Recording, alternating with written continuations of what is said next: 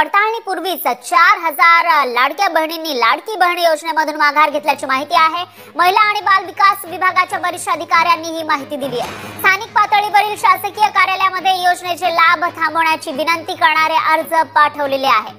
पात्रता निकषामध्ये न बसणाऱ्या महिलांना लाडकी बहीण योजनेतून वगळण्यासाठीची पडताळणी मोहीम राबवण्याच्या आधीच राज्यभरातून 4,000 पेक्षा जास्त महिलांनी योजना नको असा अर्ज केल्याचं कळत आहे। तर पडताळणीमध्ये अपात्र ठरल्यास मिळवलेल्या लाभाची रक्कम दंडासहित वसूल केली जाईल असं सांगितलं जात होतं आणि त्याच भीतीनं अर्ज माघारी घेत असल्याचं दिसून येत आहे। तर लाडकी बहीण योजना सुरू झालेली होती मागील काही महिन्यांपूर्वी, विशेषतः विधानसभा निवडणुकीच्या पूर्वी, आणि त्याच्यामध्ये ज्या बहिणींनी अर्ज केलेले होते या योजनेसाठी त्या सगळ्यांना 1,500 रुपये महिना याप्रमाणे लाभ देण्यात आला। पण जे निकषात बसत नाही त्यांच्याकडून ते वसूल केले जातील असं सांगितलं जात होतं आणि त्या पार्श्वभूमीवर आता 4,000 बहिणींनी अर्ज माघारी घेतल्याची माहिती आहे। दरम्यान पिवळ्या आणि केसरी शिधापत्रिकाधारक महिलांनाच हे लाभ मिळणार आहे। तर शेतकरी सन्मान योजनेच्या लाभार्थी महिलांना दरमहा 1,500 रुपये फक्त मिळणार आहेत। लाडकी बहीण योजनेसाठी पडताळणी कशी होते ते आपण बघतोय।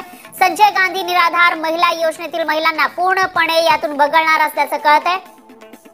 तर पिवळ्या आणि केसरी शिधापत्रिकाधारक महिलांनाच या योजनेचा लाभ दिला जाणार आहे आणि शेतकरी सन्मान योजनेमध्ये लाभार्थी महिलांना दरमहा 500 रुपये मिळणार आहेत। तर संजय गांधी निराधार महिला योजनेतील महिलांना पूर्णपणे यामधून वगळलं जाणार आहे।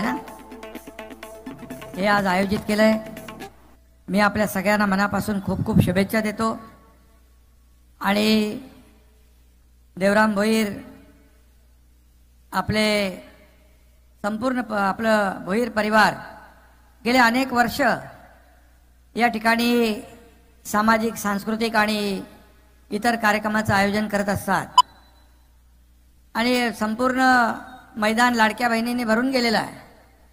मी आपल्याला धन्यवाद यासाठी देतो की लाडक्या बहिणींना मी सांगितलं होतं निवडणुकीच्या आधी की लाडकी बहीण जी आपली योजना आहे ती कायम सुरू राहणार, ती कायम आम्ही सुरू ठेवलेली आहे आणि हेही सांगितलं होतं की सावत्र भाऊ जे तुमच्या योजनेमध्ये खोडा घालायला आले, कोर्टात गेले, त्यांना बरोबर जागा दाखवा। ती तुम्ही जागा दाखवली आणि मुख्यमंत्री माझी लाडकी बहीण योजना एवढी लोकप्रिय झाली, सुपरहिट झाली आणि 232 आमदार निवडून आले। 232 आमदार आतापर्यंत कधी निवडून आले नव्हते। सगळा ऐतिहासिक सगळा विजय आहे आणि त्याचं सगळं श्रेय माझ्या लाडक्या बहिणींना आहे आणि म्हणून मुख्यमंत्री म्हणून मी 2.5 वर्षामध्ये अनेक प्रकल्प पुढे नेले, अनेक बंद पाडलेले महाविकास आघाडीने प्रकल्प त्याला चालना दिली आणि ठाण्यात देखील आपण अनेक प्रकल्प सुरू केले, मुंबईत, महाराष्ट्रात सगळीकडे।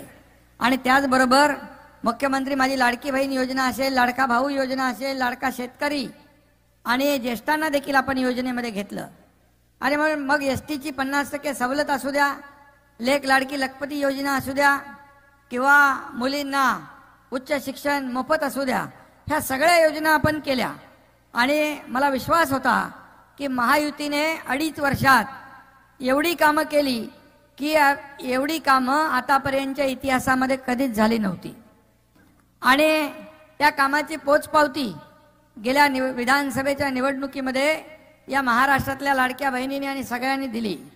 कारण लोकसभेत फेक नरेटिव्ह पसरवून थोडा त्यांना विजय प्राप्त करता आला, परंतु त्यांना वाटलं लोकसभेत आम्ही फेक नरेटिव्ह केला, संविधान बदलणार, हे करणार, ते करणार, आरक्षण जाणार, तसंच विधानसभेत देखील होईल म्हणून त्यांनी मंत्रिमंडळाचा वाटप पण केला होता आणि हॉटेल पण 5 स्टार बुक केली होती। परंतु या महाराष्ट्रातल्या लाडक्या मतदारांनी त्यांची बुकिंग रद्द करून टाकली आणि महायुतीचं सरकार आलंय। आता जबाबदारी आमची आणखी वाढलेली आहे, आम्ही टीम म्हणून काम करत असतो आणि शेवटी मुख्यमंत्री काय, उपमुख्यमंत्री काय, पण याच्यामध्ये एवढंच मी सांगतो, या सगळ्यापेक्षा माझ्या लाडक्या बहिणींचा हा लाडका भाऊ ही ओळख सगळ्यात मोठी आहे माझ्यासाठी आणि महाराष्ट्रात कुठेही गेलो तरी सुद्धा लाडक्या बहिणी आवर्जून शुभेच्छा देतात, स्वागत करतात, याच्यापेक्षा मोठं काय। आणि म्हणून पदापेक्षा जे या राज्यामध्ये जे राज्यातल्या जनतेने प्रेम दिलं 2.5 वर्षामध्ये, 2.5 वर्षात 10 वर्षात कामं झाली नाही ती 2.5 वर्षात झाली. आणि आता यापुढे देखील या महाराष्ट्र राज्याचा विकासाचा रथ असाच पुढे न्यायचा आहे आपल्याला. तुम्हाला एवढंच सांगतो, पात्र बहिणींचा कुठलाही योजना आम्ही बंद होऊ देणार नाही, बंद होणार नाही. आणि त्यामुळे तुम्ही देवराम शेटला